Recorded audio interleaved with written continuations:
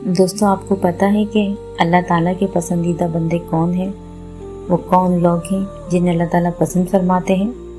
تو دیکھتے ہیں قرآن پاک میں اللہ تعالیٰ اپنے پسندیدہ بندوں کے بارے میں کیا فرماتے ہیں۔ سورہ العمران کی آیت نمبر 134 میں اللہ تعالیٰ فرماتے ہیں کہ جو لوگ آسانی اور تنگی میں اللہ کی راہ میں خرچ کرتے ہیں، غصے کو پی جاتے ہیں اور لوگوں کو معاف کر دیتے ہیں، اور اللہ نیکوکاروں کو دوست رکھتا ہے۔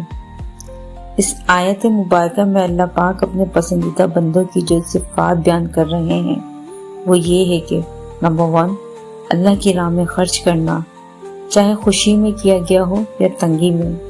نمبر 2، غصے کو ضبط کرنا۔ نمبر 3، دوسروں کو معاف کرنا یعنی عفو درگزر کرنا۔ اللہ پاک سے دعا ہے کہ اللہ پاک ہم سب میں یہ صفات پیدا کریں تاکہ ہم بھی اللہ تعالیٰ کے پسندیدہ بندوں میں شامل ہو جائیں۔ آمین۔